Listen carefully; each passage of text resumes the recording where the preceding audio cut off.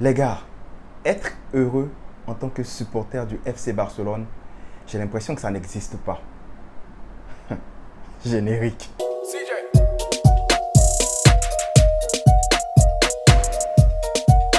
Bonjour la famille, j'espère que vous allez bien. Ici Nietzsche le Catalan sur votre écran. Les gars, on va parler du tirage de la Ligue des Champions. Parce que oui, le Barça retrouve le Bayern de Munich. En fait, j'ai l'impression que nous, là, on n'a vraiment pas la chance. On n'a pas la chance. D'abord, on perd Léo. On perd Lionel Messi gratuitement. Hein. On n'arrive pas à recruter qui que ce soit. On n'a pas d'argent. Bartomeu nous a mis dans la merde. Vous savez, blablabla, toutes ces péripéties.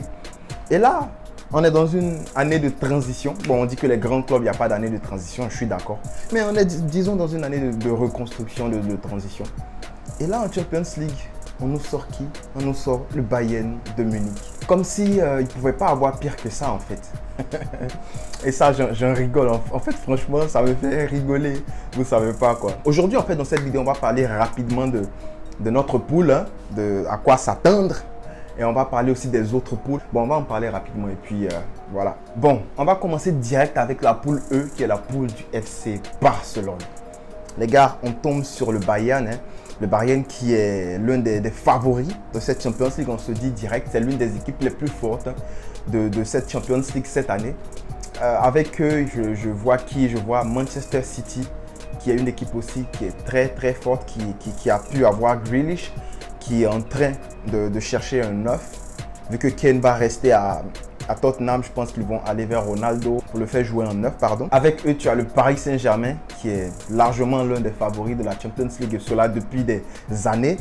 Et tu as Chelsea, qui est en train de faire un gros mercato, qui est en train de faire un très lourd mercato. En fait, tu as Chelsea qui est l'ancien champion, mais qui pourrait être un contender pour devenir un champion cette année. Du coup, direct, tu te dis, bon, je ne vais pas tomber sur ces gars-là.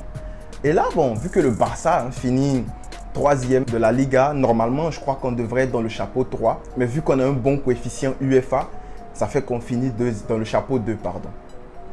Et automatiquement, tu vois que le chapeau 2, il est plus fort, il est plus challenging. Les équipes du chapeau 2 sont vraiment plus dangereuses que le chapeau 1. Parce que là-bas, tu as le Paris Saint-Germain, tu as le Barça, tu as le Real de Madrid. Enfin, vous voyez de quoi je parle. Du coup, on sait directement que le chapeau 1 et 2, ça va créer un clash direct. Donc, nous, direct, on prie pour tomber sur l'Inter ou sur Lille.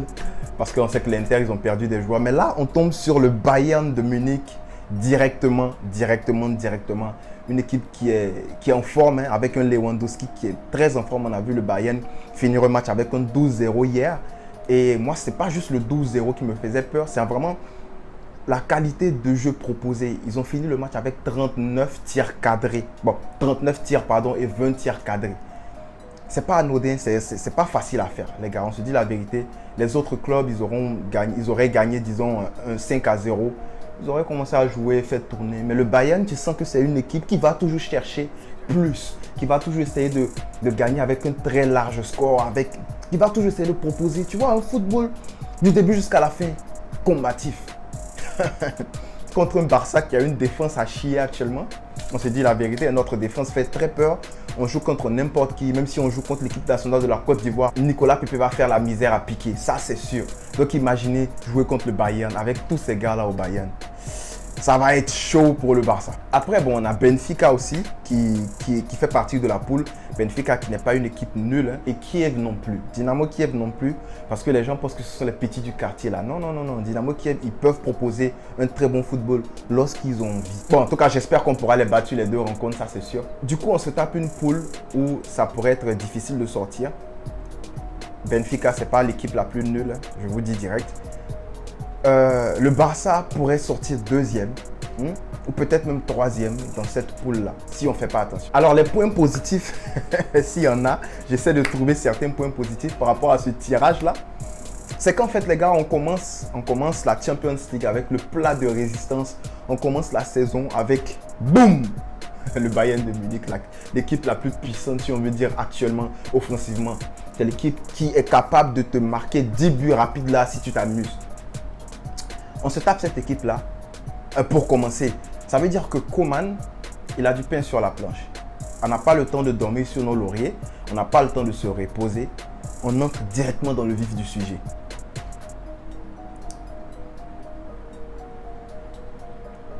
ça veut dire aussi que nos lacunes seront très vite exposées.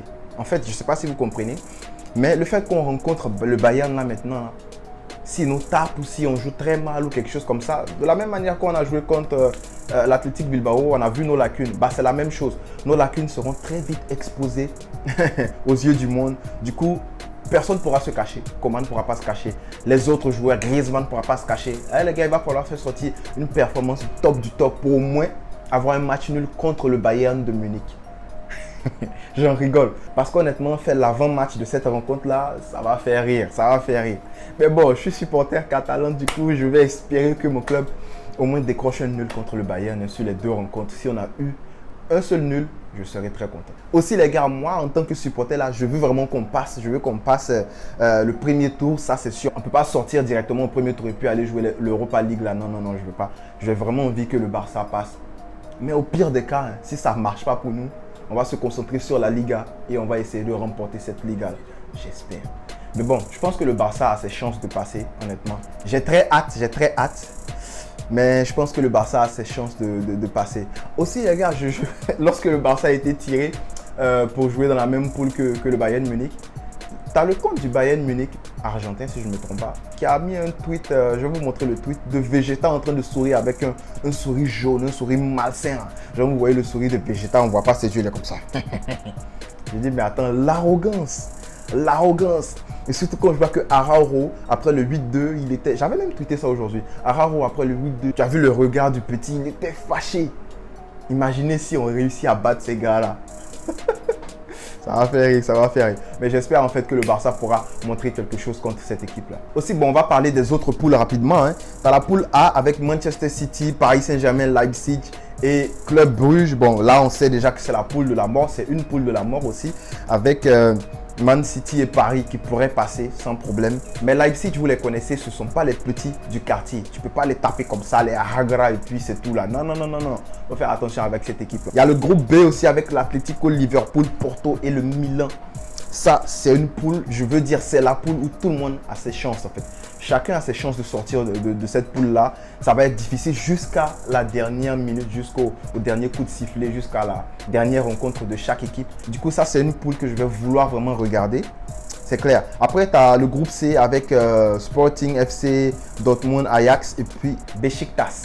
Ensuite, là, tu regardes, tu tombes sur le groupe D, tu vois le Real Madrid avec l'Inter, Shakhtar et Sheriff. Mais attends, sérieux, le Real, comment il s'arrange à toujours tomber sur les petits du quartier? Je comprends pas. Perez, qu'est-ce qu'il fait en fait? T'as Sheriff qui vient jouer sa première Ligue des Champions, si je ne me trompe pas. Et devine avec qui ils sont? Avec le Real de Madrid.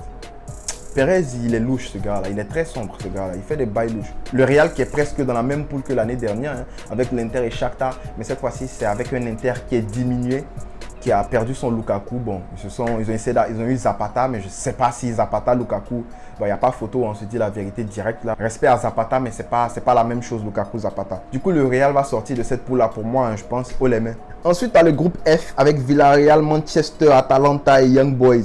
Manchester United qui, eux, ont toujours la chance, mais bizarrement, tu vas voir, ils vont trouver le moyen de jouer l'Europa League.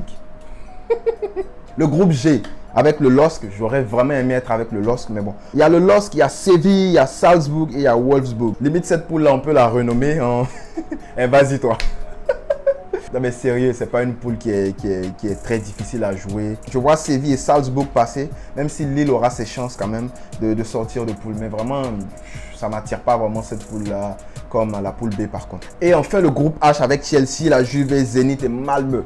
Je pense que Chelsea pourra aplatir la Juventus de Turin avec ou sans Ronaldo. Je pourrais mettre tout mon salaire là-dessus. Je suis sûr que Chelsea va pouvoir battre la Juventus Turin. Mais les gars, on va parler d'un autre petit détail dont j'avais oublié, c'est Paris City. Ils vont se rencontrer, mais on sait que Ronaldo est proche de signer à Manchester City. Du coup, ça va faire encore un duel Messi-Ronaldo. J'ai hâte. Alors vous, en commentaire, les gars, dites-moi qu'est-ce que vous pensez de ce tirage. Et dites-moi en fait en commentaire la position du Barça. Vous pensez que le Barça sortira quel premier, deuxième, troisième ou peut-être même dernier? Dites-moi ça en commentaire. Je vais être content de lire les commentaires comme d'habitude et puis si ça me tente de vous répondre. Alors les gars, c'est tout pour aujourd'hui. Je ne vais pas en prendre plus sur autant. Sachez juste que demain, il y aura l'avant-match de la rencontre Barça versus Retafe. Du coup, soyez sur cette chaîne-là, soyez là à l'heure. Activez la cloche de notification, bien sûr, pour ne rien manquer. Et on n'oublie pas de s'abonner si ce n'est pas encore fait. Lâchez-moi un pouce bleu pour me faire plaisir, bien sûr, parce que ça aide aussi pour le référencement. Et haut les cœurs, Descar, El Barça. On est fort, on est puissant de Catalan.